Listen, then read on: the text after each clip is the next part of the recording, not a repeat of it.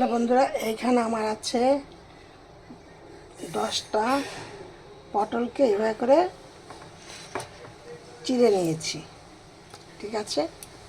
আর এইখানে আছে 2টো মিডিয়াম সাইজের পেঁয়াজ, আর এইখানে আছে 25 গ্রাম পোস্ত, তার মধ্যে 3টে লঙ্কা দেওয়া আছে।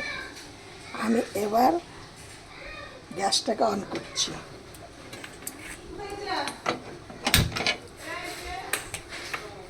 এবারে পটলটাকে পেঁয়াজ দিয়ে আর এই পোস্ত দিয়ে পটল পোস্ত করছি। একদিন একটু পেঁয়াজ দিলে পটলটা খেতে খুব ভালো লাগে, সেই জন্য পটল দিয়ে করছি, পেঁয়াজ দিয়ে করছি।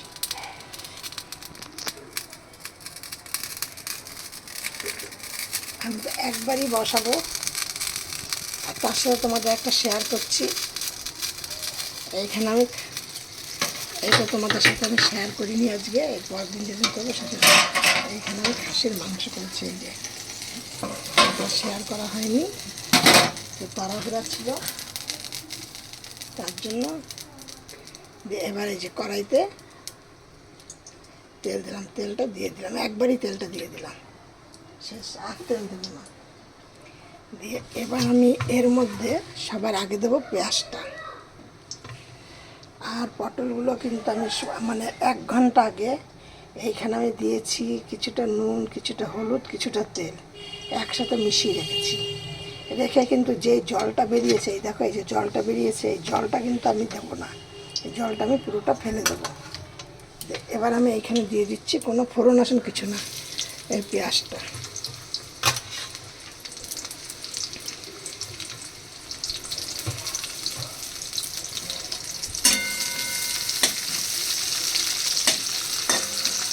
এই পেঁয়াজটা যখন একটুখানি ভাজা ভাজা হয়ে আসবে, তখন আমি এর মধ্যে দিয়ে দেবো পটলগুলো। তোমাদের সব পরপর এক এক করে দেখাবো। এবার এর মধ্যে দিয়ে দিচ্ছি আমি এই 4-5টা কাঁচা লঙ্কা।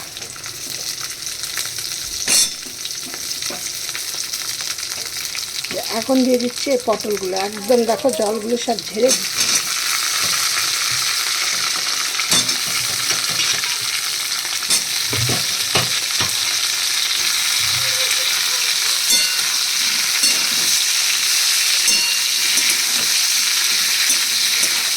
তোমার এরকম আগের থেকে নুন, হলুদ আর তেল, সরষের তেল মাখিয়ে রেখে দেবে। দেখবে হলুদের এর গায়ে যত জল আছে, পটল একটু করলে দেখো যে কতটা জল বেরিয়েছে। এই জলটা কিন্তু তা না হলে এই জলটা, এই পটলটা খেতে একটু জল জল হয় না, ওই জন্য এরকম করে নেবে আর এই জলটাকে ফেলে দেবে। তেলটা দেওয়ার উদ্দেশ্য হলো তখন যদি তোমরা একটুখানি তেল মাখিয়ে রেখে দাও, তাহলে কিন্তু তোমরা রান্না করার সময় তেলটা তোমাদের অনেক কম লাগবে। কারণ আমি যেহেতু কম তেল দিয়ে রান্না করি, সেহেতু আমি এইভাবে করে রান্না করি। এখন দিয়ে দিচ্ছি, আমার এই পটলগুলো ভাজা ভাজা হয়ে গেছে, মানে সেদ্ধ হয়ে গেছে। এবার দিয়ে দিচ্ছি কিছুটা হলুদ, কিছুটা নুন,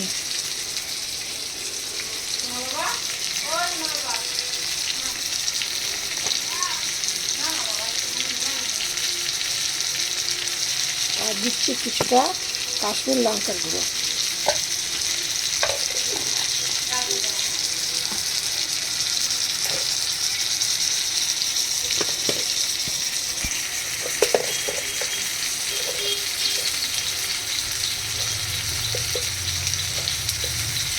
আর দিচ্ছি কিছুটা চিনি।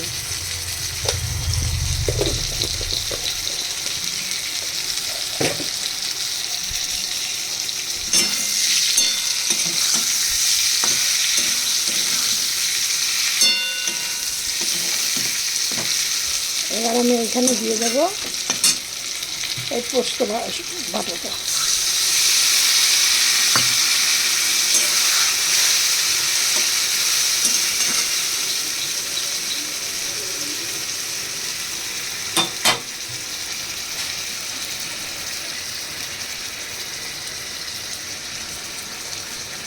এবার দিয়ে দেবো এর মধ্যে কিছুটা তেল। যখন পোস্ত বা সর্ষে দিয়ে কিছু রান্না করবেন, তখন কিছুটা কাঁচা তেল দেবেন, তাহলে দেখবেন স্বাদটা অন্যরকম হবে।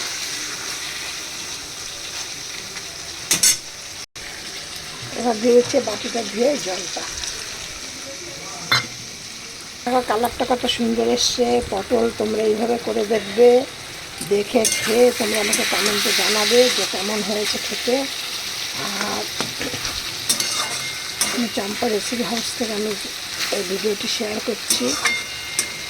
আমি চম্পা ভিডিওটি শেয়ার করলাম। আমার এই ভিডিওটি দেখে তোমরা একটা লাইক কমেন্ট শেয়ার করো। আর নতুন বন্ধু হয়ে থাকে একটা সাবস্ক্রাইব করো। দেখো কেমন তেল ছেড়ে দিয়েছে। আমি গ্যাসটা অফ করে দিলাম।